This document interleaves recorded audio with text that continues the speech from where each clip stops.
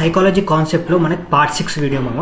So part 6లో మన inverse head and shoulder pattern గురించి తెలుసుకుందాం. సో ఇది లెఫ్ట్ షోల్డర్, ఇది హెడ్, ఇది రైట్ షోల్డర్. సో ఇక్కడ మన రియల్ చార్ట్లో తెలుసుకుందాం. సో ప్యారస్ డిఫెన్స్ స్టాక్లో perfect head and shoulder pattern అయితే ఫామ్ అయింది మామ. సో ఇది నేను వీక్లీ టైం ఫ్రేమ్లో తీసుకున్నాను నేను. సో ఇది 1 డేలో ఫామ్ అయితే 1 డే తీసుకోవచ్చు, 1 మంత్లో ఫామ్ అయితే 1 మంత్ టైం ఫ్రేమ్ కూడా తీసుకోవచ్చు. సో ఇక్కడ చూసుకోండి, ఇది లెఫ్ట్ షోల్డర్, ఇది హెడ్ అండ్ ఇది రైట్ షోల్డర్ ప్రాపర్గా ఫామ్ అయింది. సో ఇక్కడ మనం సైకాలజీ అర్థం చేసుకుందాం. After a huge bearish pattern తర్వాత ఇక్కడ మళ్ళీ బయర్స్ అనేది పైకి పుష్ చేయడానికి ట్రై చేసినారు, సో ఈ రెసిస్టెన్స్ లైన్స్ దాకా. కానీ ఇక్కడ సెల్లర్స్ అనేది యాక్టివ్గా ఉన్నారు. సో మళ్ళీ సెల్లర్స్ ఈ దాకా కిందికి తీసుకొచ్చిండ్రు. సో ఈ ప్యాటర్న్ అయితే ఫామ్ అయింది.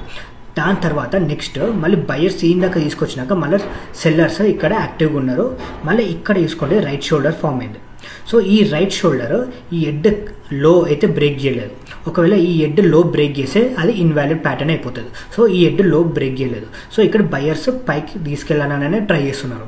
సో ఇక్కడ చూసుకోండి, ఆల్మోస్ట్ ఒక 1-2 మంత్స్ నుంచి ఈ రైట్ షోల్డర్ ఇక్కడనే ఫామ్ అవుతుంది, రెసిస్టెన్స్ లైన్ కాడనే ఫామ్ అవుతుంది.